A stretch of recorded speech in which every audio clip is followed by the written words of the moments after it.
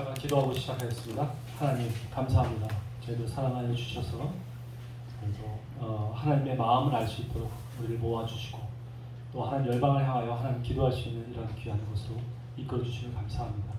하나님 우리가 하나님의 마음을 알고 주의 사랑을 저희가 깊이 품어서 열방에 그 사랑을 전달할 수 있는 저희들 다 되기를 원합니다. 하나님 우리에게 주의 그 사랑의 그 크기, 넓이를, 높이를, 깊이를 우리가 알 수 있는 은혜를 베풀어 주옵소서. 이 시간에도 하나님께서 함께해 주실 것을 믿고 감사드리며 예수님의 이름으로 기도드립니다. 아멘. 여기는 하여간 뭐 간식이 많아서 1시간 동안 놀아도 충분히 먹을 만한 것이 있습니다. 엄청나게 먹습니다 우리는. 거듭남의 4번 거듭남의 세 가지 의미에 대해서 우리 한번 봤으면 좋겠습니다. 첫 번째는 하나님과 새로운 관계를 맺게 됩니다. 하나님 아들로 입양된다는 것이죠. 요한복음 1장 12절 13절 말씀 한번 같이 읽어보았으면 좋겠습니다. 요한복음 1장 12절에서 13절 말씀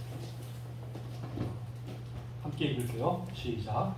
영접하는 자, 곧 그 이름을 믿는 자들에게는 하나님께서 권세를 주셨으니 이는 혈통으로나 육정으로나 사람의 뜻으로 나지 아니하고 오직 하나님께로부터 난 자들입니다. 아멘.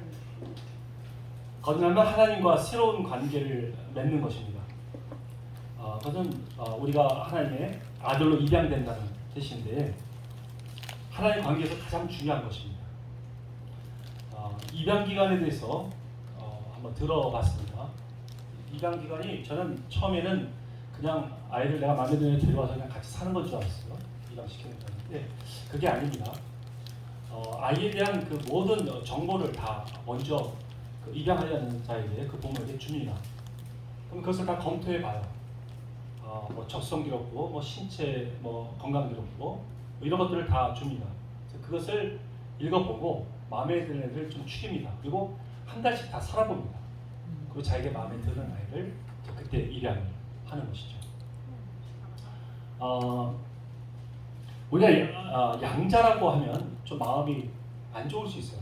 왜 난 양자야? 친아들이 되고 싶은데. 근데 여러분 친아들이라고 하면 어떤 선택권이 없습니다. 좀 개망나게 같이 못 놔도 그냥 내 아들이 어쩔 수 없어요. 그 관계가 무너지지 않습니다. 그런데 양자라는 것은 그 부모가 어떠한 조건을 거는지 모르지만 그 마음에 들었다는 거예요. 그 입양기관에 가서 그 부모가 어떤 아이를 선택했는지 모르지만 선택했을 때는 그 부모는 어떠한 조건을 걸었는데 그 조건에 맞았다는 거예요. 어떤 사람은 좀 멀쩡하고 예쁜 애를 데려올 수 있지만 어떤 애는 좀 정신 연령이 좀 지각 능력이 떨어진 아이를 일부러 데려오는 그런 부모도 있습니다. 자기 마음에 다 드는 사람을 데려와요. 그처럼 하나님께서 우리를 양자 삼으실 때는 하나님의 마음에 들었다는 거예요. 아멘. 어떠한 조건인지는 잘 모르겠어요. 근데 하나님 마음에 들었다는 거예요, 우리가. 그건 대단히 중요한 것입니다. 그러나 우리가 하나님께서 계획하셨던 것을 할 수 있는 능력이 있다는 거예요. 우리를 보았다는 거죠. 근데 우리는 정작 하나님의 자녀가 된 우리는 못합니다 라고 말을 하죠. 하나님께서는 우리가 정말 그거에 딱 합당한 존재였기 때문에 우리를 선택하십니다. 마음에 합했기 때문에 우리는 그것을 알아야 됩니다. 그럼 우리 굉장한 자존감이 생겨나죠.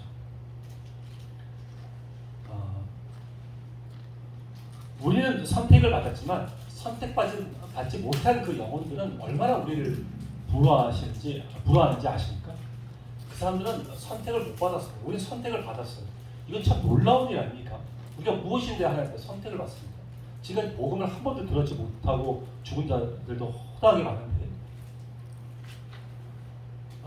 전도왕이라고 이제 조은파씨라고 있습니다. 옛날에 그 전도왕이 아주 오래된 그분의 그 전도 사례인데 그분이 이제 자기 집에서 출근을 할 때 택시를 타고 출근했답니다.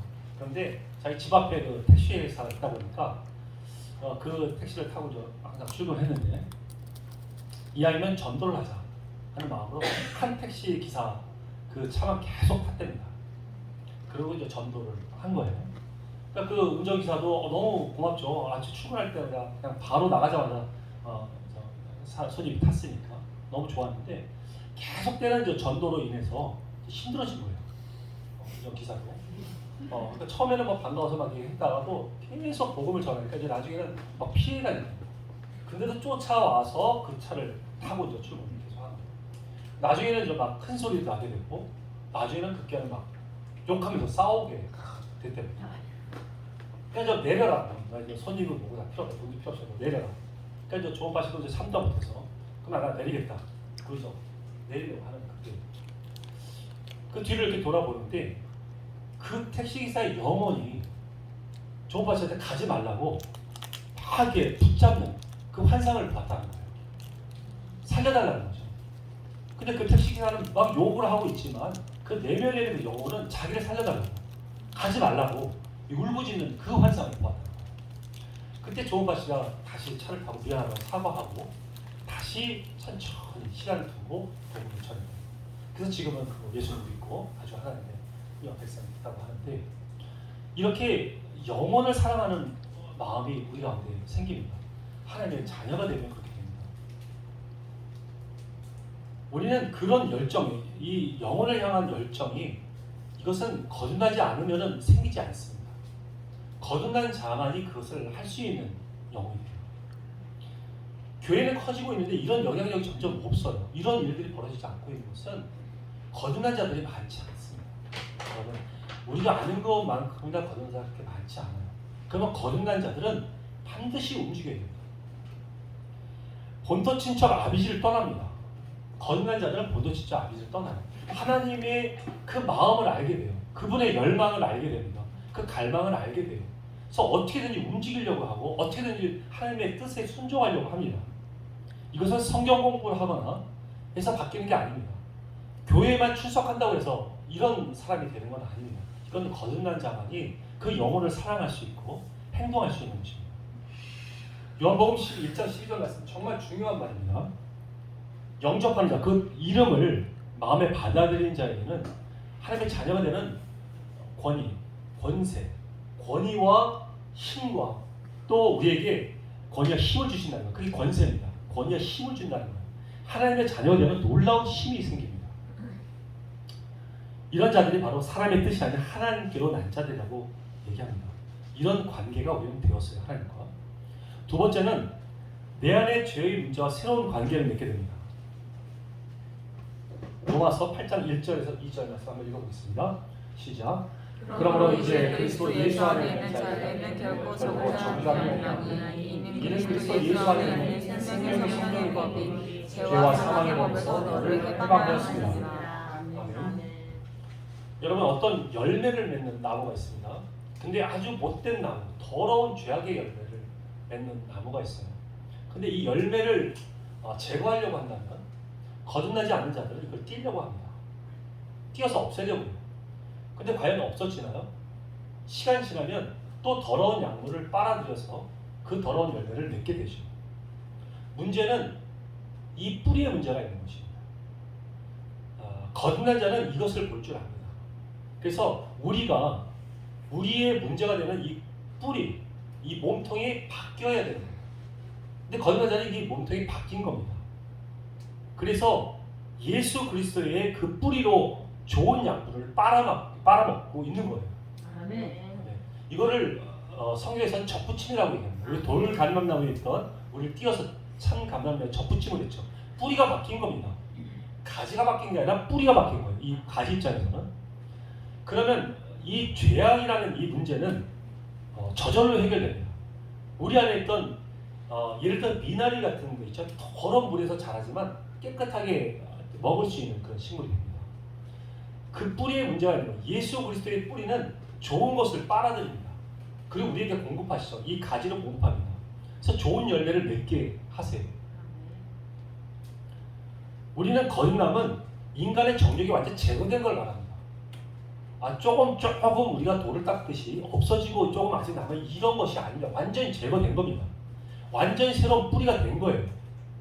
더러운 열매들은 제거가 반드시 됩니다. 다만 시간이 좀 걸렸을 뿐이에요. 근데 왜 시간이 걸리죠? 어떤 사람이 거듭났는데도 불구하고 계속해서 그런 열매를 맺게 됩니다. 왜 그렇게 되는 것이죠? 그것은 하나님 앞에 집중하지 않아서 그렇습니다. 예수님의 양분을 충분히 빨아들이지 않아서 그래요. 그렇게 예수님의 그 양분을 계속 쭉쭉 빨아먹게 되면 이 열매는 저절로 바뀝니다. 떨어져 나가고 새로운 열매가 받게 돼요. 이걸 빨아먹지 않으니까 우리는 영적으로 영양실조가 된 겁니다. 마땅히 먹어야 될 예수님과 친밀한 관계를 가져야 되는 것이죠. 이런 자들은 죄를 바라보는 그 눈이 달라집니다. 죄를 보면 분노가 생겨요. 그래서 죄를 질려는 사람들을 도와줄 수 있습니다. 그렇게 하면 안 된다는 것을 말해주고 이끌어줄 수가 있어요. 아직도 죄를 짓고자 하는 마음이 생깁니까? 그건 정말 거듭난지 확인을 해봐야 됩니다. 우리는 죄를 지면 그냥 힘들어서 자빠집니다.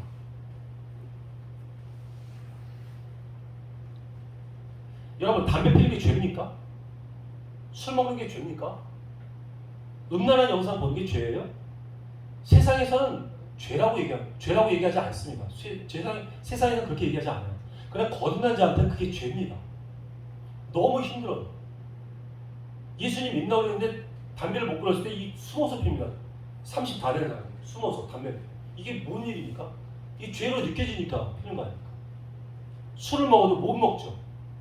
근데 저절로 끊어집니다. 그전에는 끊고 싶어도 그렇게 노력을 하는데도 안 돼요. 끊어지지 않아요. 근데 예수님을 공급하니까 끊어지잖아요. 예수님 먹으니까. 모든 죄가 다 마찬가지입니다. 음란한 영상을 수십 년 전에 본 게 있지만 봤을 때 제가 눈물을 흘리는 게 얼마큼인 줄 아십니까? 그게 괴로워서 그 음란한 영상 한번 본 게 너무 괴로워서 바닥에 눈물과 콧물을 흘리는 게 바닥에 이렇게 적셨어요. 거기에 막 얼굴 비비고 괴로워했습니다. 음란한 영상 한번 본 게. 이게 거듭나지 않으면 그렇게 괴롭습니다. 그것이. 근데 이것도 아직 해결되지 않는 분들이 있다면 그것은 거듭났는데도 불구하고 해결이 안 된 분들이 있다면 이것은 그 죄에 집중하는 것이 아닙니다. 이거 뛰려고 백날 해봐야 아무 소용이 없어요. 예수님 앞에 집중해야 됩니다. 예수님의 이 양분을 뽑아 먹어야지. 예수님과 친밀한 관계를 가져야만이 이런 죄들은 모두 사라지고 우리의 건강한 가지가 되는 것입니다. 이것이 바로 생명입니다. 이것이 영생이에요. 예수님과 친밀한 관계를 갖는 것이 영생입니다. 요한복음 17장 3절에 보면 영생은 곧 유일하신 참 하나님과 그가 보내신 자 예수 그리스도를 아는 것이라고 얘기합니다. 영생이 한번 예수님 믿어갖고 영원히 사는 것이 영생이 아닙니다. 예수님을 아는 것이에요. 하나님을 알고 예수님과 친밀한 관계. 아는 것이 뭐라고 했죠? 야다라고 했죠. 친밀한 관계를 갖는 거라고 말씀드렸습니다. 그런 관계를 계속 갖는 것이 영생인 거예요. 그것이 없으면 생명이 끊어지는 겁니다. 우리는 예수님과 관계 갖지 않으면 끊어져요. 죽는 자입니다. 그러나 거듭난 자는 예수님과 계속 친밀한 관계를 가질 수 있습니다. 그걸 갖게 될 때 충분한 영향이 하나님의 영향이 공급되어서 그 죄가 떨어지게 되고 하나님의 아름다운 열매를 맺게 되는 것이죠. 세 번째는 세상과 새로운 관계를 맺게 됩니다. 고린도후서 5장 18절 말씀입니다. 함께 읽겠습니다. 시작. 모든 것이 하나님께로 났으며 그가 그리스도로 말미암아 우리를 자기와 화목하게 하시고 또 우리에게 화목하게 하는 직분을 주셨으니 곧 하나님께서 그리스도 안에 계시사 세상을 자기와 화목하게 하시며 그들의 죄를 그들에게 돌리지 아니하시고 화목하게 하는 말씀을 우리에게 부탁하셨느니라. 아멘. 여러분, 거룩한 삼각관계가 있습니다. 하나님은 그동안 이 세상을 창조하시고 직접 하나님께서 세상을 다스리셨습니다. 로드십입니다. 근데 하나님은 우리 하나님의 아들을 만드시고 하나님께서 우리랑 동반자적인 역할을 갖기를 원하셨습니다. 펠로우십입니다. 우리 하나님의 아들들이 하나님께서 원하신 것은 하나님의 아들들이 이 세상을 다스리기를 원하셨어요. 이것이 바로 리더십입니다. 우리는 이 세상의 리더자가 되었습니다. 우리를 통해서 하나님은 세상을 다스리기를 원하고 계시죠. 이 세상에 우리가 리더자가 되었는데 세상은 보이지 않는 하나님을 우리를 통해서 보고자 합니다. 그래서 우리는 이 세상에서 구별되는 자고 거룩한 자입니다. 이곳에 살면서 보이지 않는 하나님을 우리는 드러내야 합니다. 바로 빛과 소금의 역할을 감당해야 되겠죠. 그것은 우리의 모든 삶에 있어서 우리가 가정이라는 삶도 있고 어떤 교육, 또 문화 모든 영역 가운데 경제 영역, 재정 그리고 정치 분야 모든 분야에서 우리가 살고 있는 분야들이 있습니다. 이 가운데 하나님의 방법대로 원칙대로 살아갈 때 하나님 앞에 이 모든 사람들 앞에 우리는 그리스도의 빛을 비출 수가 있는 것입니다. 그것이 바로 빛과 소금의 역할을 감당한다는 것이죠. 이런 변화는 거듭나야만 할 수 있습니다. 거듭나지 않고서는 이런 빛과 소금의 역할을 감당할 수가 없습니다. 단순히 교회만 출석하는 것으로 될 수가 없습니다. 이런 자가 세상의 빛을 비추는 자가 비로소 사도행전 11장에 보면 그리스도인이라고 칭함을 받습니다. 우리는 쉽게 말할 때 우리 난 그리스도인이야 라고 말을 하죠. 그러나 그 제자들이 그 아름다운 삶을 살았을 때 비로소 그리스도인이라고 칭함을 받았다고 얘기합니다. 우리는 그렇게 빛과 소금의 역할을 감당하면서 살고 있나요? 우리는 이제 이 세상과 새로운 관계를 맺어야 합니다. 우리는 이제 세상에 있는 문화를 즐기는 자가 아닙니다. 우리는 하나님의 문화를 즐기는 자가 되어야 합니다. 하나님의 문화가 이렇게 아름답고 좋은 것이라는 것을 우리 삶을 통해서 나타내야 합니다. 그럴 때 세상 사람들은 이것이 정말 아름다운 것이구나. 하나님의 것은 아름답구나 라는 것을 알고 오게 되는 것이죠. 그럴 때 우리는 하나님께서 우리에게 약속하신 대로 우리가 이 세상을 다스릴 수가 있는 것입니다. 이러한 하나님의 말씀으로 또 이러한 문화로서 다스릴 수가 있는 것이죠. 이제 다섯 번째 거듭난 자의 특징에 대해서 한번 알아보겠습니다. 거듭난 특징은 7가지가 있습니다. 이 7가지의 특징을 여러분의 그 신앙에서 잘 적용하시기 바랍니다. 우리 삶 가운데 저와 여러분이 잘 적용하기를 바랍니다. 만약 하나라도 없다면 여러분 거듭나지 않을 수도 있습니다.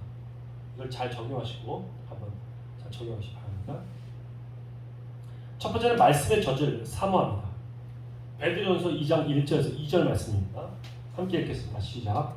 그러므로 모든 악독과 모든 기만과 외식과 시기와 모든 비방하는 말을 버리고 가난한 이들 같이 순전하고 신령한 젖을 사모하라.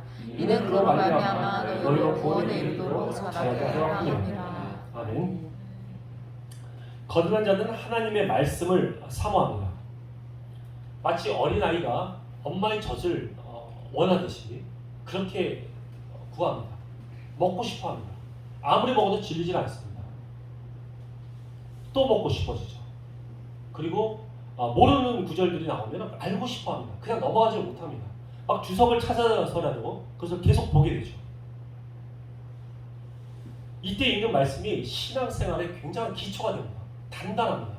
마치 어린아이가 초유를 먹은 것처럼 그 신앙생활이 단단해져요. 말씀을 이렇게 계속 먹게 됩니다. 하나님의 은혜로 이런 성경의 말씀을 계속해서 읽게 되는 것이죠.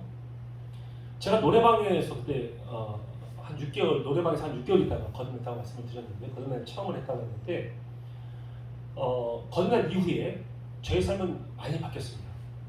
그 전에 노래방에서는 뭐 맥주도 팔고 막 그랬어요. 그런데 거듭난 이후에는 맥주를 안 팔게 됩니다. 왜? 하나님 싫어하신다는 아니까 술을 못 팔게 되고 보리맛 음료 이런 거 팔았어요. 보리맛 음료 이런 거 팔았어요. 맥주맛 음료 이런 거 팔았어요. 이제 노래방은 저녁 때 장사가 많이 되니까 제가 낮에 문을 여는데 저녁까지 시간이 굉장히 많아요. 한 5시간, 6시간 동안 저는 성경을 그때 매일 읽었습니다. 한 5시간씩 읽었습니다. 너무 좋아요. 그 성경 읽는 시간이 너무 좋은 거예요. 그래서 성경을 그 주석 찾아보고 막 이랬습니다. 너무 기뻤죠. 막 테이프도 듣고. 근데 사단이 이제 방해하기 시작했어요. 졸음이 쏟아지기 시작합니다. 성경 읽는데 졸음이 막 쏟아지는 거예요. 그러니까 기분이 나빠. 이거 사단의 공격인 것 같아. 그래서 내가 선포를 했죠. 사단아, 좋아, 다 덤벼. 이 자매 귀신아, 다 덤벼. 내가 다 상대해 줄게. 확 덤벼라고 내가 얘기를 했습니다. 그때 확 덤볐나 봐요. 졸음이 오는데 책상에서 앉아서 보는데 여러분 머리를 책상에 박는 경우가 있습니까? 책을 성경을 이 머리 이게 박습니다. 이게 이 책상에다. 이 세상에 이렇게 제가 졸아본 적은 없고 이렇게 졸은 거예요. 와, 거기서 좀 오기가 생겼어요. 그래서 그 다음에 제가 성경을 들고 일어났어요. 들고 읽기 시작했어요. 읽고 시작하는데 여기서도 졸음이 또 들어요. 무릎이 꿇기는 거예요. 꿇겨봤습니까? 그래서 서서 책 읽다가 무릎이 이렇게 꿇기는 거예요. 꿇겨갖고 주저앉는 거예요. 와, 진짜 공격 걔들도 대단해요. 제가 어떻게 했을 것 같습니까? 성경을 들고 걸어다녔습니다. 걸으면서 읽었어요. 거기 통로를 왔다 갔다 하면서 읽었어요. 계속 읽었습니다. 그랬더니 없어졌어요. 지금까지 성경 읽을 때 전 졸지 않습니다. 그때 한번 하고 나서 그 이후로는 졸지 않아요. 여러분, 이렇게 말씀의 사모함이 있습니다. 그래서 성경 공부만 찾아다니고요. 제자훈련 받습니다. 이렇게 거듭난 자들은 이 말씀을 찾아막 갑니다. 하나님의 귀한 말씀이라고 하면 듣고자 해요. 알고 싶어 합니다. 만약에 그런 마음이 있고 그렇게 하고 계시면 그는 거듭난 자입니다. 두 번째, 주의 음성을 듣습니다. 요한복음 10장 27절 말씀입니다. 함께 읽겠습니다. 시작. 내 양은 내 음성을 들으며 나는 그들을 알며 그들은 나를 따르느니라. 아멘.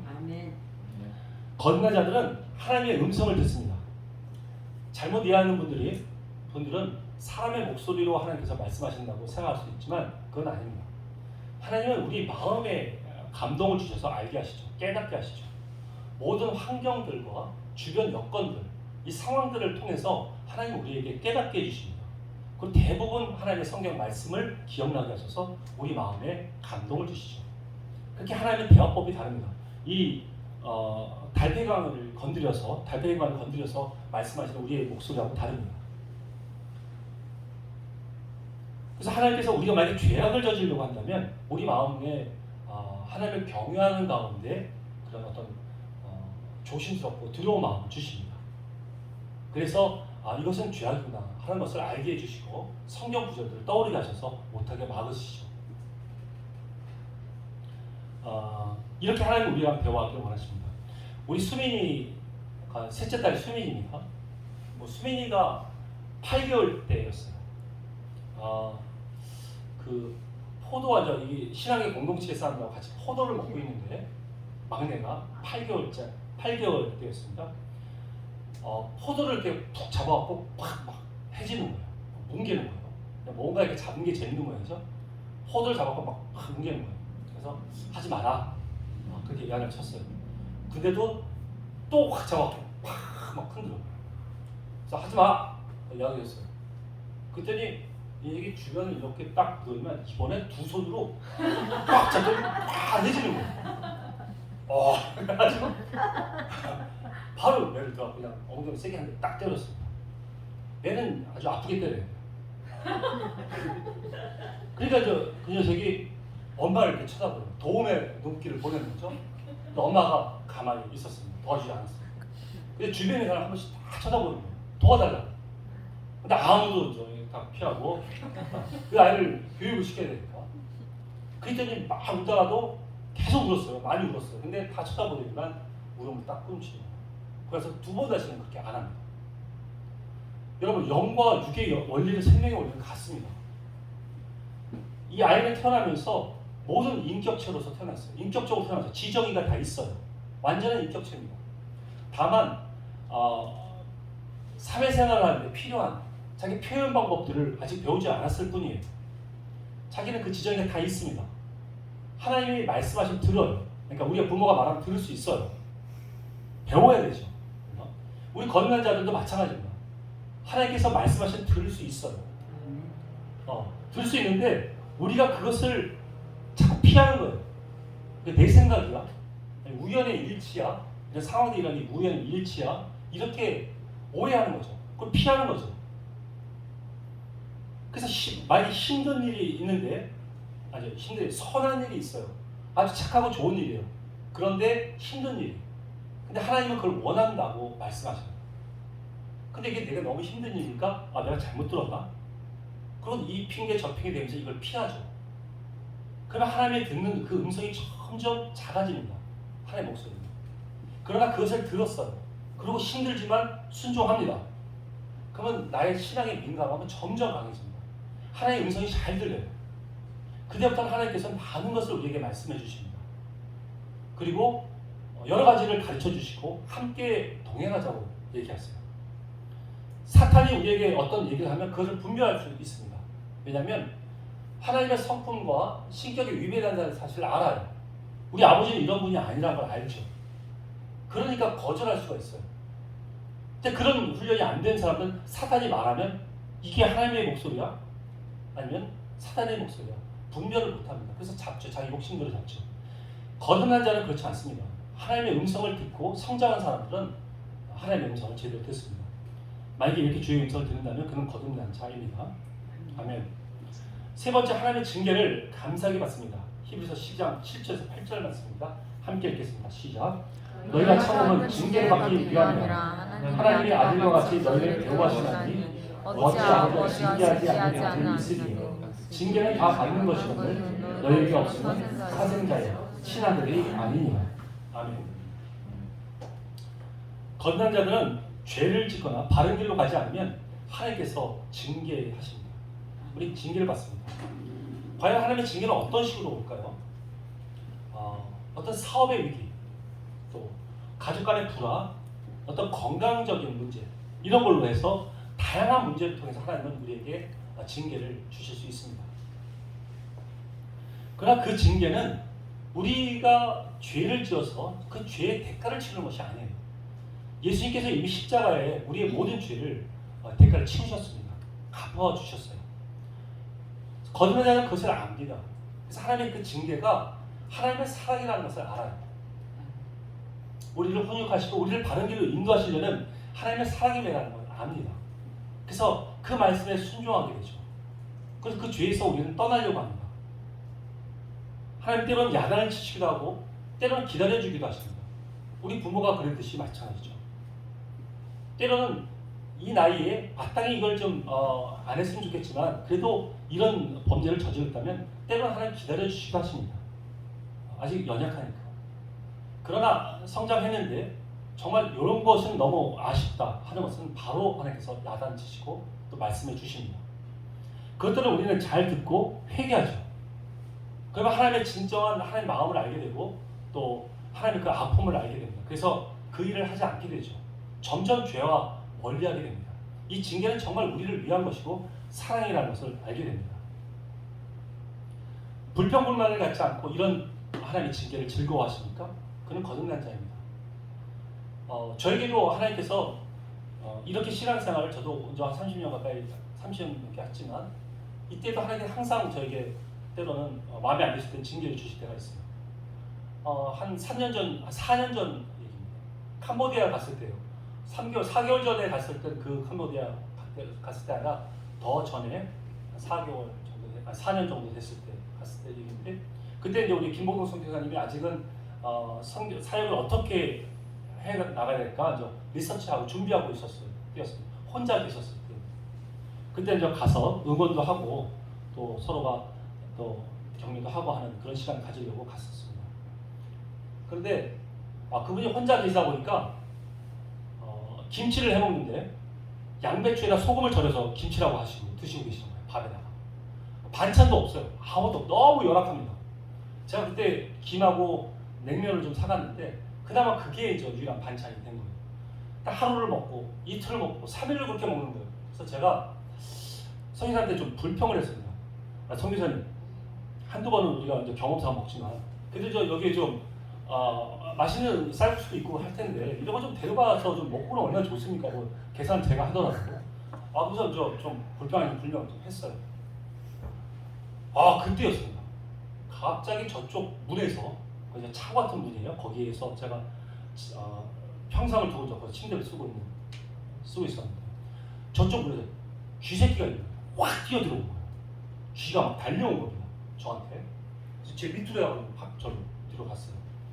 그 어떤 그 장식장 밑으로 확 들어갔습니다.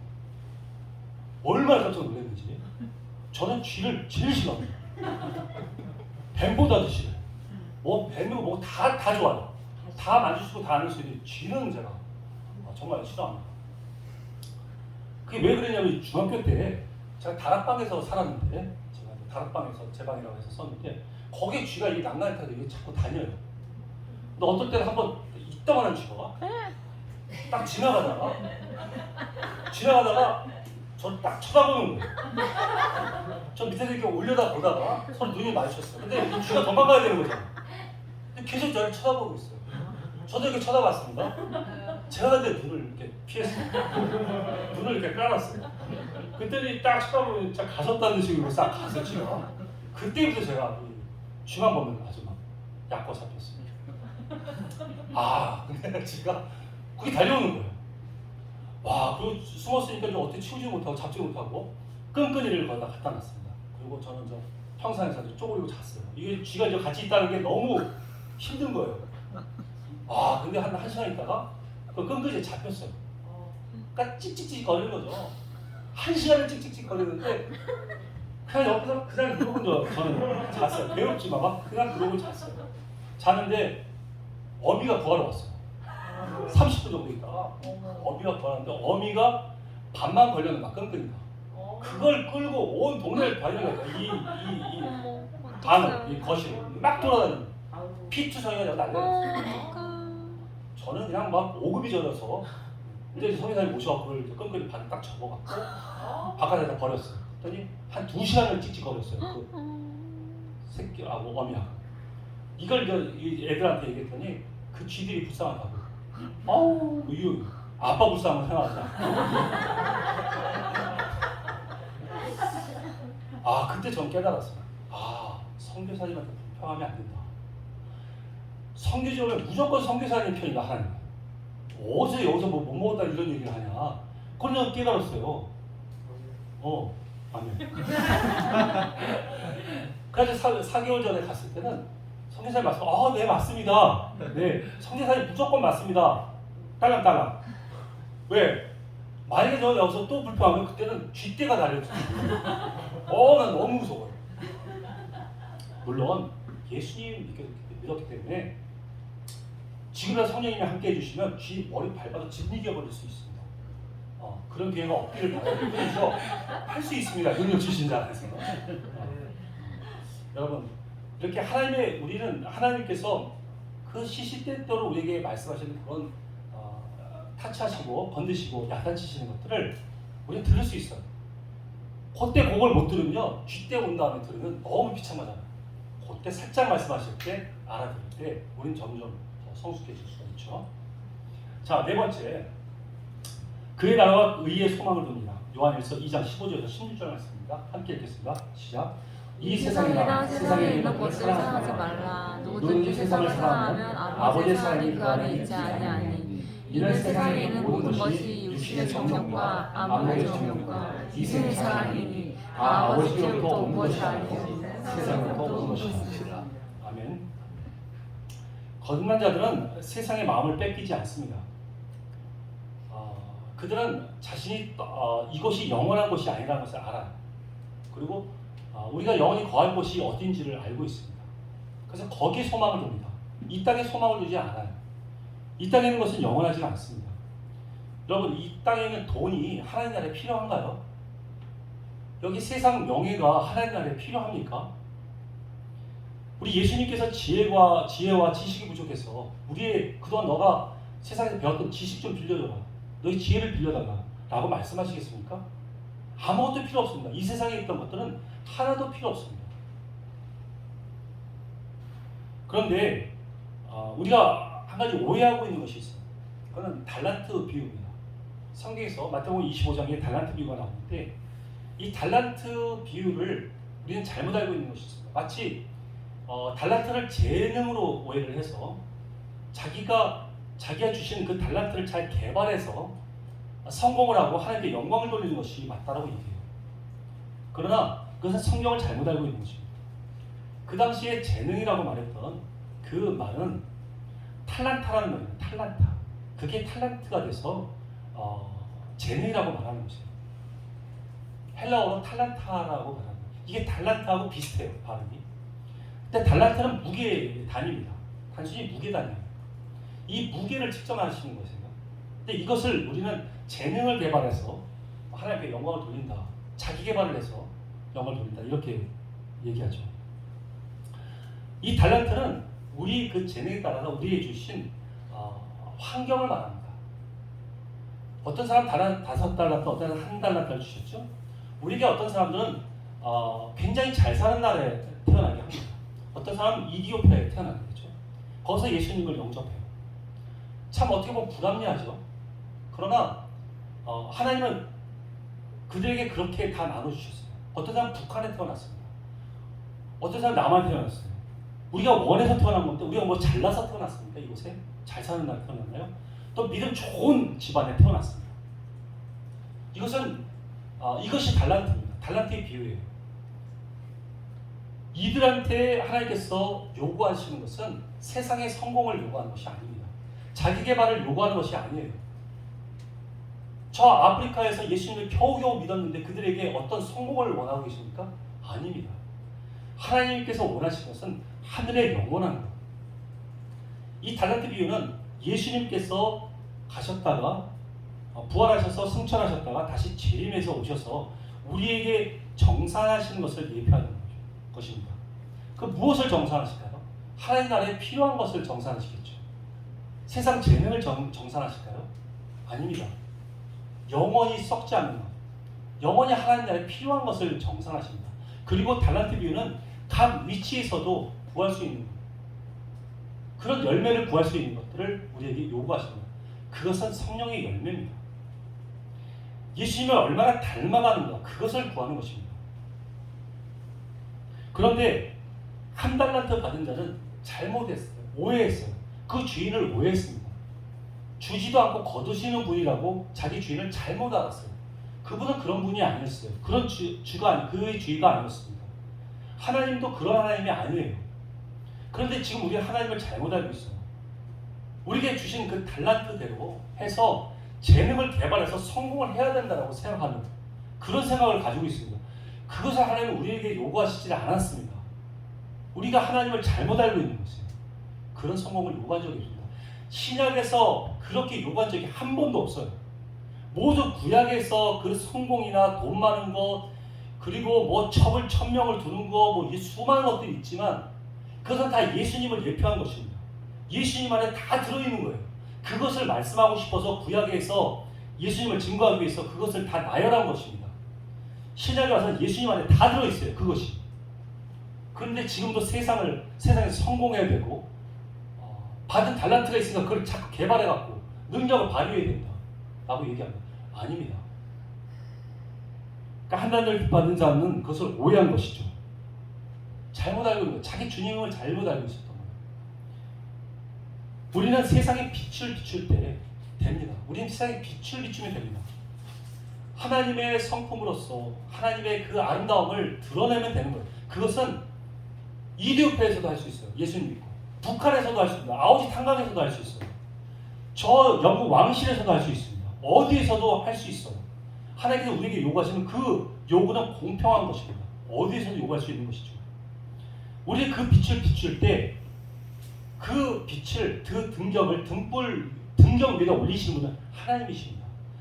등불이 직접 등경 위에 올라가는 것이 아니에요. 우리는 빛만 비추면 됩니다. 그런데 우리는 자꾸 등경 위에 올라가려고 합니다. 우리가 스스로 올라가려고 합니다.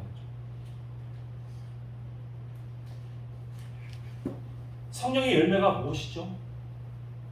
그래서 갈라디아서 5장 2절, 22절에 말씀 나오죠. 사랑과 희락과 화평과 오래 참음, 온유와 절제와 또 충성과 양선, 이 모든 것들이 성령의 열매입니다. 이것이 하나님의 성품입니다. 이것이 우리에게 필요한 거예요. 그곳에는 아무런 지식도 돈도 필요 없습니다. 우리는 예수님과 한 몸입니다. 하나가 되어야 됩니다. 그러니 예수님의 성품과 같아져야 되는 것이 우리의 목표예요. 거기에 집중해야 됩니다. 그것은 이디오피아에서든지 아프리카에서도 마찬가지입니다. 거기에 집중해야 됩니다. 하나님 그걸 달아보세요. 넌 얼마나 성공했니? 너 대학은 나왔니? 이걸 보시지 않는다는 말씀이죠. 정상에 올라가면 여러분 달라집니다. 신사도 운동을 하는 사람들이 그런 말들을 합니다. 각 정상에 올라가서 모든 그리스도의 각 정상에 올라서 다 그리스도의 법으로 바꿔야 된다고 합니다. 이건 마지막 때 사탄의 유혹입니다. 그 정상에 올라가면 얼마나 위험한지 아십니까? 언제 예수님께서 정상에 올라가라고 했습니까? 우리 보고. 그 정상에 올라가려니까 재물을 가지고 정상에 올라가서 재정의 정상에 올라가니까 다 넘어지죠. 명예의 정상에 올라가니까 다 넘어집니다. 그렇게 이 신앙의 지도자들이 넘어진 걸 우리는 수없이 많이 봤습니다. 하나님이 그렇게 하라고 하신 적이 없기 때문에 그래요. 이 성령의 열매는 아까도 말씀드렸지만 어디에서든지 요구할 수 있는 공평한 요구인 것입니다. 가난한 자들, 부유한 자들, 못 배우든 배우든 간에 하나님 그것으로 따지지 않습니다. 우리에게 요구하시는 것은 하나님의 성품입니다. 하나님의 인격을 닮은 우리가 되기를 바라고 계시는 것이죠. 예를 들어서 하나 말씀드리겠습니다. 대학 입시를 한번 우리가 봐요. 이 대학 입시는 참 우리나라는 대단합니다. 이 대학 입시를 너무 좋아합니다. 우리 대학 들어가는 걸 다 원해요. 근데 이 세상 이 시스템 가운데서는 우리 남편이 버는 돈으로는 이 사교육비를 댈 수가 없어요. 그러니까 아내가 나가서 맞벌이를 하죠. 그래서 사교육비를 댑니다. 그래 아내가 있어야 할 자리, 엄마가 있어야 할 자리, 그 자리가 공백이 됩니다. 그러면 삐걱거리기 시작해서 가정이. 그러고 나서는 급기야는 그 가정이 붕괴되기도 합니다. 이것이 세상 시스템이 우리에게 주는 그 유혹들입니다. 목표는 가정을 무너뜨리는 것이 목표예요. 가정을 가장 기초되는 이 교회를 무너뜨리는 건 그들의 목표입니다. 지금 우리나라 이혼이 지금 50%가 이혼하는 거예요. 전체 가정에서. 세계 1위입니다. 참 별것이 다 1위예요. 정작 이 아이들 고등학교 때 열심히 공부하는 이 모든 것들은 그때 하나님의 성품을 배우게 되는 것입니다. 그때 걔네들 열심히 공부함으로 해서 하나님의 성품을 배워요. 인내를 배우고 오래 참음을 배웁니다. 절제를 배워요. 자기가 하고 싶은 것을 안 하고 참는 것을 배워요. 그 가운데 하나님의 그 내구성을 갖추게 됩니다. 그러면 된 것입니다. 하나님 앞에서는 그것은 된 거예요. 걔는 훌륭한 하나님의 자녀가 된 거예요. 그러면 대학에 입학이 들어갔다. 그것은 그 재능에 따라 주시는 하나님의 선물일 뿐입니다. 대학 입학이 되지 않아도 이 모든 것들이 하나님의 성품을 갖춰지면 하나님께 놀랍게 쓰임받습니다. 아멘. 왜? 하나님께서 그것을 원하고 계시기 때문에 그것만 준비가 되면 하나님은 얼마든지 쓰세요. 우리를 얼마든지 들어서 옮겨서 쓰실 수가 있습니다. 하나님의 능력이 드러납니다. 바울이 자신의 지식이 다 배설물로 여긴다고 말한 것을 우리 성경을 알고 믿었으면서도 불구하고 계속 우리는 자녀들에게 적용하지 못합니다. 과연 가난한 나라에 태어난 아이들에게도 이런 것을 요구했을까요? 지식을 요구하셨을까요? 대학에 들어가길 원하셨을까요? 아프가니스탄에 태어난 아이들에게도 대학 들어가기를 원했을까요? 아닙니다. 하나님 우리에게 요구하신 것은 절대적으로 다른 것입니다. 이것을 우리 거듭난 자들은 압니다. 하나님께서 이 땅에 우리 소망을 주지 않고 하나님 나라에 소망을 줄 줄 알죠. 다섯 번째, 영적으로 싸워야 함을 압니다. 에베소 6장 12절 말씀을 보겠습니다. 함께 읽겠습니다. 시작. 우리의 씨름은 혈과 육을 상대하는 것이 아니요 통치자들과 권세들과 이 어둠의 세상 주관자들과 하늘에 있는 악의 영들을 상대하느라. 아멘. 거듭나지 않은 자는 영적 싸움이 무엇인지 모릅니다. 그런데 거듭난 자들은 영적 싸움이 무엇인지 알아요. 우리가 영적 세계에 있다는 것을 알기 때문이죠. 사단은 거듭난 자를 공격합니다. 거듭나지 않은 자는 공격할 필요도 없어요. 왜냐하면 이미 자기 종이니까. 그런데 거듭난 자는 하나님의 백성이기 때문에 그들은 공격합니다. 그리고 우리를 넘어지게 만들죠. 힘들게 해요. 막 좌절하게 만들고 쓰러지게 만듭니다. 그래서 믿음을 떠나게 만들어요. 포기하게 만들죠. 근데 과연 그걸 하나님께서 모르실까요? 하나님 다 아시죠. 왜냐하면 모든 시험은 하나님의 허락하에서만 사단의 시험은 들어갈 수 있기 때문에 그렇습니다. 근데 왜 하나님께서 그 시험을 허락하실까요? 그것은 오직 우리의 신앙의 성장을 위해서입니다. 그 사실을 우리 거듭난 자들은 알고 있습니다. 그래서 환난이 오고 어려움이 오면 먼저 영적으로 생각합니다. 이걸 영적으로 어떻게 해야 되는지를 먼저 고민하고 그것으로 바라봅니다. 그러면 올바르게 대처할 수가 있죠. 만약에 어떤 문제가 있어요. 근데 그것이 기도하는 가운데 나의 죄 때문에 이런 문제가 생긴 것이라고 생각하면 바로 그 죄를 회개합니다. 돌이키죠. 죄 가운데 빠져나옵니다. 회개하고. 그래서 그 문제가 해결이 되는 것을 우리가 볼 수 있어요. 그런데 자기 죄 때문이 아니라는 걸 알게 됐을 때는 이것은 영적 싸움이구나. 이것은 내게 주신 아들의 권세로 이것을 뚫고 나가라는 것이구나. 그래서 중보기도 시작하고 기도합니다. 그리고 선포합니다. 그래서 이겨냅니다. 그걸 뚫고 나갑니다. 그래서 우리 강한 사람이 돼요. 그림자 이론을 아시죠? 어떤 그림자가 있습니다. 이 그림자를 이동시키려고 한다면 어떻게 해야 되죠? 거듭나지 않는 자들은 이 그림자를 자꾸 옮기려고 합니다. 이거 옮겨지나요? 안 옮겨지죠. 그림자를 옮기려면 실체를 옮겨야 됩니다. 그럴 때 그림자가 옮겨져요. 이 본체는 영적인 부분을 말합니다. 그리고 이 그림자는 우리 눈에 보이는 이 현상을 말해요. 우리 눈에 보이는 현상을 옮기려면 거듭나지 않는 자들은 이 현상에 집중합니다. 그걸 바꾸려고 묻어내를 쓰죠. 그러나 이 영적인 문제가 묶여 있으면 이거는 바뀌지 않습니다. 우리 영적인 문제를 먼저 바라봐야 돼요. 하나님과의 관계가 올바른지, 어디가 뒤틀렸는지, 뚫고 나가야 하는 부분인지 이거를 먼저 볼 수 있게 되죠. 그러면 그것은 문제가 올바르게 해결이 됩니다. 물론 문제를 해결하는 방법도 우리 사람의 세상의 방법으로 하지 않습니다. 하나님의 방법으로 하죠. 예를 들어 누구랑 다퉜습니다. 다퉜을 때 내가 이기려고 하는 것이 아니죠. 왜 다툼이 났지? 그러면 이것을 거듭나지 않는 자들은 이기려고 하죠. 그러나 거듭난 사람들은 먼저 화해합니다. 사과합니다.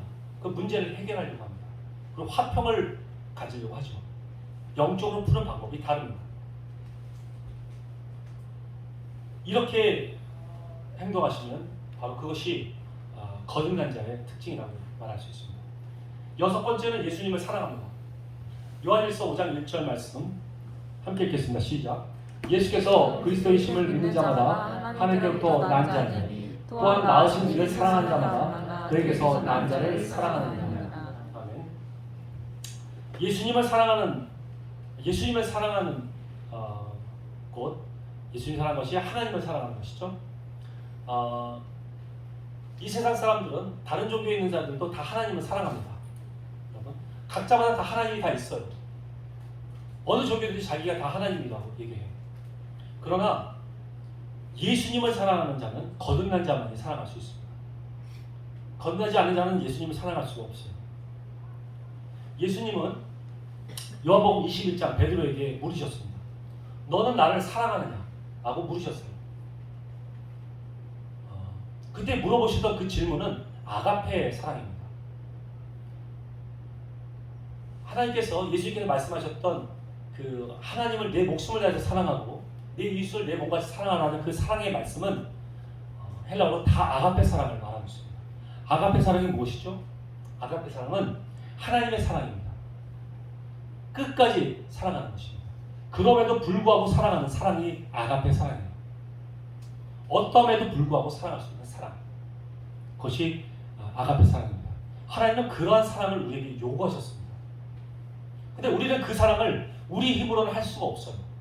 거듭난 자만이 할 수 있습니다. 우리 안에 성령이 들어오셔야만 사랑할 수 있어요.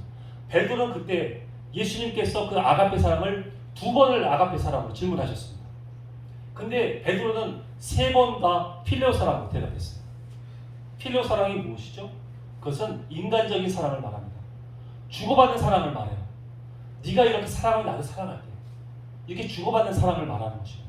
계산적이고 인간적인 사랑이에요. 베드로는 거듭나지 않았기 때문에 그런 사랑을 밖에 할 수가 없었습니다. 그래서 예수님께서는 3번째 질문하실 때는 그냥 필레오 사랑으로 질문을 하신 것입니다. 그랬더니 여전히 베드로는 필레오 사랑으로 대답을 했죠.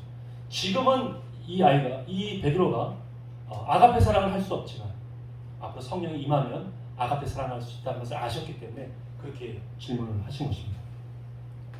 거듭난 자는 결국 아가페 사랑을 할 수 있습니다.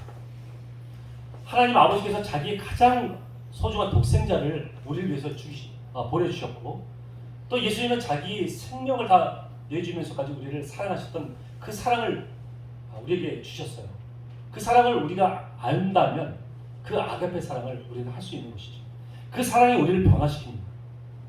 그래서 우리는 예수님 닮기를 원하고 또 예수님께 싫어하면 우리도 싫어하는 그러한 예수님을 닮아가는 그런 존재가 되죠.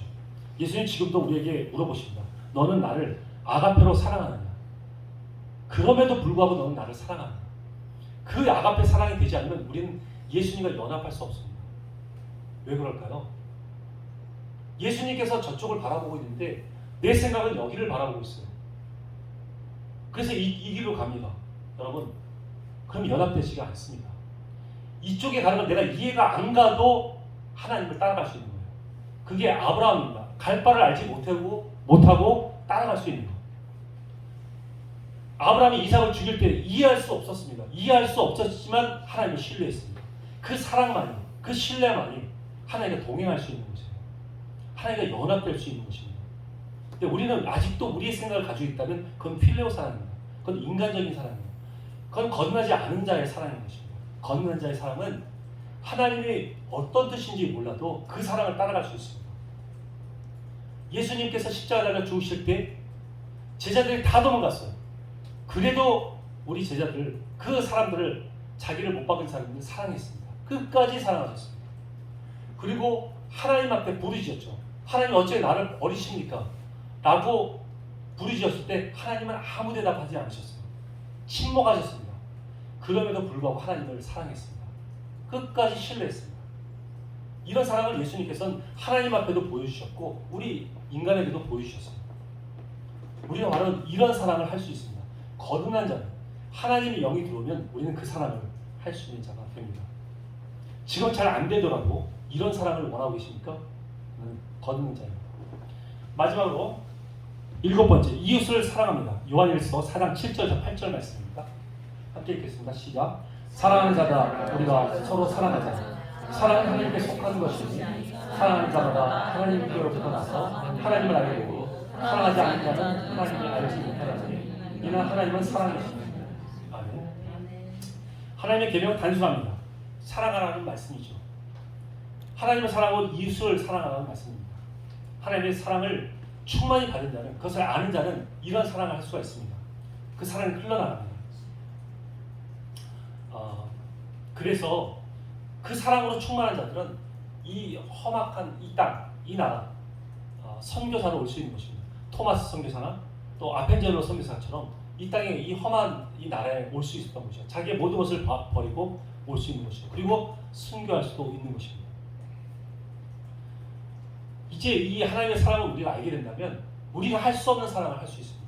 그것은 바로 자기의 아들, 두 아들을 죽인 그 폭도들을 자기의 아들로 양자로 삼은 손양원 목사님 같은 그런 사랑을 할 수가 있는 것이죠. 원수를 사랑할 수 있는 그런 사랑을 우리는 할 수 있는 것입니다. 인간적인 사랑을 도저히 이해할 수 없는 그 사랑을 우리는 할 수 있는 것입니다. 그것은 하나님의 사랑입니다. 아가페 사랑입니다. 이런 사랑은 거듭난 자는 할 수 있는 것이죠. 이런 사랑을 하길 원하십니까? 그러면 그는 거듭난 자입니다. 이렇게 우리가 7가지 그 특징에 대해, 거듭난 자의 특징에 대해서 우리가 한번 알아봤습니다. 이런 거듭난 자들이 많이 있다면, 근데 왜 이 세상이 변하지 않을까요? 왜 변화된 모습은 보이지 않을까요? 결론은 한 가지입니다. 그것은 거듭난 자들은 잠자고 있으면 안 됩니다. 정말 나풀나풀 전쟁터에서 뛰어다니는 그런 미친 여자처럼 행동해서는 안 됩니다. 우리는 일어나서 반응해야 됩니다. 약속의 땅에 들어가서 그것의 전쟁터라는 걸 알고 정복하는 싸움을 해야 합니다. 우리에게 정복해야 할 땅이 있습니다. 그건 우리의 사명입니다. 진정으로 하나님을 믿고 거듭난 자들은 하나님께서 말씀하시는 그 마음을 우리는 알 수 있습니다. 민감하게 반응할 수 있어요. 하나님의 그 아픔을 알 수 있습니다. 그래서 하나님께서 보내고자 하시는 곳에 가고자 하는 마음이 생깁니다. 그런데 하나님께서 우리에게 수없이 말씀하셨어요. 회파된 곳에 우리를 보내기를 원하십니다. 정말 무너져 있는 곳, 하나님의 그리스도의 빛이 비추지 않은 곳에 우리를 보내기를 원하고 계세요. 수없이 우리한테 도전을 주고 말씀을 주셨습니다. 근데 왜 우리가 못 들었습니까? 잠자고 있기 때문에 못 들은 것입니다. 이제 깨어나야 됩니다. 하나님의 아픔을 알고 하나님의 마음을 알면 우리는 움직이게 되어 있어요. 움직이지 않는 것이 이상한 것입니다. 우리는 움직이게 되어 있습니다. 그리고 하나님께서 원하시는 곳에 우리는 가게 되어 있습니다. 그것이 교회이든 그것이 선교지이든 관계없습니다. 회파되는 곳에 우리는 가야 됩니다. 우린 빛의 자녀입니다. 왜 우리를 불편하고 어려운 데만 보내십니까? 라고 따질 수 있겠죠? 여러분, 편안하고 좋은 곳은 빛이 비추고 있는 곳은 이 빛이 가서 무엇을 합니까? 빛이 비춰져 있고 평안한 곳입니다. 어두운 곳에 가서 빛을 비춰야지만 환하게 비춰질 것 아닙니까? 우린 빛의 자녀입니다. 어두운 곳에, 회파된 곳에, 어려운 곳에 우리는 갈 수밖에 없는 그런 존재입니다. 우린 지금 전쟁터에 있습니다. 하나님께서, 우리 예수님께서는 우리의 사령관이 되십니다. 이제 우리에게 명령하세요. 어느 곳에 좀 너를 가라. 너도 이곳에 가라. 다 각자에게 다 말씀하십니다.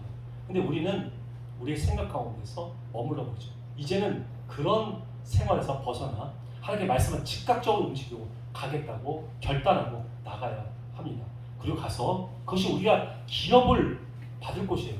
우리의 땅에 정복할 때 나의 분깃이 되고 나의 모든 것이 됩니다. 내가 예수님의 형상을 닮아가는 그 과정 가운데 있습니다. 아름다운 열매들입니다. 그곳에 가서 하나님께서 주고자 하시는 그 모든 기업을 누리는 저와 여러분 모두가 되기를 예수님의 이름으로 축원합니다. 아멘. 함께 기도하겠습니다. 우리가 하나님께 기도했으면 좋겠어요. 주를 향한 우리의 순종의 결단을 좀 하나님 앞에 아랬으면 좋겠습니다. 우리가 먼저 하나님의 사랑을 풍성하게 알았으면 좋겠습니다. 하나님께서 우리에게 얼마나 큰 은혜를 주셨고 그 십자가의 사랑을 쏟아 부으셨는데 우리가 아직도 지금 맹하게 그것을 반응하고 있는 건 아닙니까? 정말 그 뜨거운 사랑을 우리가 얼마만큼 우리가 알고 있습니까?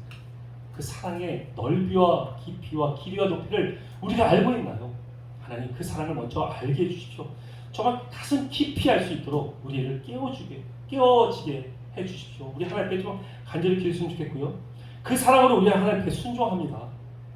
하나님께 순종하겠습니다. 하나님께서 원하시는 곳, 회파된 곳에 내가 가기를 원합니다. 하나님 나를 인도하시고 이끌어 주셔서 그곳에 가서 주님의 빛을 비추게 해 주십시오. 우리 하나님께 좀 이 간절한 기도 점을 두고 하나님께 기도하도록 하겠습니다. 기도하겠습니다. 하나님 아버지 감사합니다. 주님의 크신 은혜 가운데 하나님 아버지 저희들을 부르셨고 우리에게 거듭남의 은혜를 주셨습니다. 하나님 정말 우리 하나님 이제 자녀가 되었습니다. 하나님 이제 우리가 멈춰 이 세상에 건너지 않는 자처럼 행동하는 그런 어리석은 자가 아닙니다. 이제 하나님의 아들이 되었습니다. 놀라운 권세와 힘을 가졌습니다. 하나님의 권위와 힘을 가졌습니다. 하나님의 아들이 되었습니다. 이제 하나님 우리가 생각하는 것이 이곳에 머물러서 이곳이 광야라고 생각하고 머물러서 먹을 것, 입을 것, 마실 것 그 삶의 집착으로만 살아가고 그런 하나님의 기적만 바라보는 그런 어리석은 삶이 아니라 하나님 이제 내가 거듭났으면 이제 하나님의 나라의 그 정복의 땅에 들어가서 그 모든 것을 사명을 이루고 하나님 아버지 내 안에 있는 이 더러운 것들 다 몰아내고 예수님을 닮아가는 그 기업을 누리는 자가 되기를 원합니다. 하나님 주님께서 원하신 곳에 내가 가기를 원합니다. 하나님 아버지 그곳에 가서 그 회파된 것을 하나님 아버지 아름다운 빛을 비추고 회복시키는 그 일을 감당하기 원합니다. 우리를 이끌어주시고 인도해주시고 하나님의 그 영광을 드러내는 자들이 다 되게 하여 주옵소서. 거듭남의 그 은혜를 우리에게 주셨사오니 하나님의 우리에게 더 힘을 주시고 하나님을 잠자지 않게 해주시고 깨워주시고 하나님 앞에 말씀을 움직일 수 있는 저희 모두가 될 수 있도록 은혜를 베풀어 주시옵소서. 아버지 또 우리가 한 가지 더 기도했으면 좋겠습니다. 우리 IMS 선교사 지원단을 위해서 기도해 주셨으면 좋겠습니다. 우리 선교사 지원단, 이 IMS 선교사 지원단이 하나님 앞에 성결한 그런 지원단이 되기를 원합니다. 그리고 주님 앞에서 신실한 자들이 다 되기를 원합니다. 충성된 자들이 다 되기를 원합니다. 하나님, 이 IMS에게 그런 성품들을 주시고 하나님 앞에 언제나 그 자리에서 제한을 지키고 하나님 앞에 순종하고 하나님께 원하신 곳에 갈 수 있는 그런 자들이 되게 해달라고 좀 하나님께 우리가 기도했으면 좋겠고요. 또 하나님, 또 우리가 많은 주의 사역자들이 함께 동참하기를 원합니다. 많은 하나님의 그 종들이 있습니다. 이곳에 동참해서 이 부흥되는 지원단이 되기를 원합니다. 그래서 그들과 함께 충성스러운 그 동역자들과 함께 하나님의 일들을 많이 풍성하게 일어나게 하고 열방에 하나님의 그 사랑들을 풍성하게 전달할 수 있는 이 지원단이 되기를 원합니다. 하나님 이 지원단을 위해서 좀 기도해 주시면 좋겠고요. 이번에 캄보디아를 지원사를 나가는 이 지원팀을 위해서 기도해 주셨으면 좋겠습니다. 4명의 지원자들이 있습니다. 이 지원팀을 위해서 기도해 주셔서 안전하게 잘 다녀오고 그리고 성공적인 지원 사역이 될 수 있게 해달라고 우리 하나님 이제 IMS 이 성교단과 또 전단을 위해서 기도해 주겠습니다. 기도하겠습니다. 하나님 아버지 감사합니다. 주님의 크신 은혜 가운데서 하나님 저희들이 이 토요 모임을 갖고 우리 하나님의 마음을 품습니다. 하나님 마음 열방 가운데 하나님을 향한 그 하나님의 마음을 품고 우리가 나갑니다. 하나님 우리에게 성결한 마음을 주시옵소서. 정결한 마음을 주시옵소서. 우리가 하나님 아버지 충성된 마음을 가지고 신실한 마음을 가지고 언제나 그 자리에 우리가 있고 하나님께서 명령하신 곳에 우리가 힘있게 달려나갈 수 있는 주의 종들이 되기를 원합니다.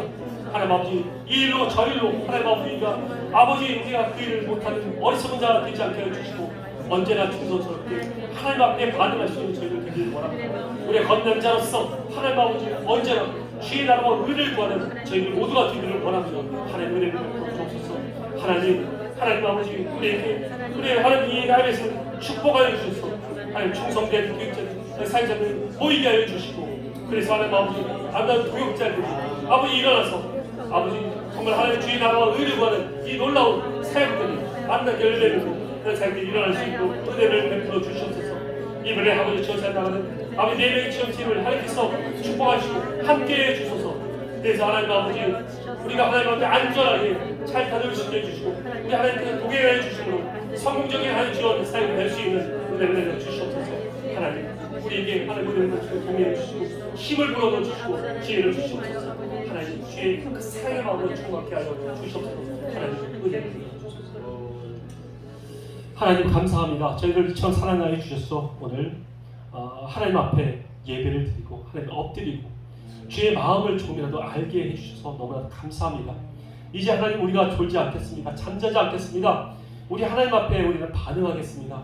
그래서 우리 하나님께서 원하신 곳에 제가 가 있고 또 우리 하나님 바라보고 있는 그곳을 우리도 바라보고 함께 그곳에 갈 수 있는 저희들 모두가 되겠습니다. 하나님 내게 하나님의 사랑으로 충만케 하여 주시고 하나님의 그 성령님으로 충만케 해주시고 우리의 힘이 아닌 하나님의 힘으로 모든 것을 감당할 수 있게 하여 주옵소서. 하나님 이제 캄보디아 선교를 나가는 이 4명의 하나님 팀원에게 은혜를 베풀어 주시옵시고 하나님 안전하게 잘 다녀올 수 있는 은혜를 내려 주옵소서. 그래서 성공적인 사역이 될 수 있도록 성령님 언제나 동행해 주시고 이끌어 주시옵소서.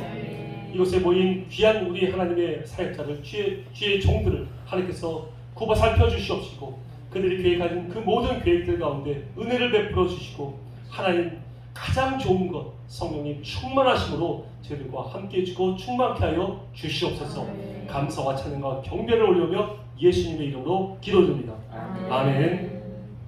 감사합니다. 여러분 시간이 많이 갔는데 이 시간 잠깐 5분 쉬면서 우리가 모임을 잠깐 갖겠습니다. 그 모임은 우리가 거듭남에 어떤 그런 나눔이 있는 분들은 짧게 말씀을 나누고요. 그 다음에 우리가 이제 지원단을 출발하는데 8월 16일 출발하는데 혹시 조언해 주시고 또 당부해 주실 것들 있으면 말씀해 주시면 그것을 듣는 시간을 우리가 갖도록 하겠습니다. 잠깐 모여서 교제 나누도록 하겠습니다.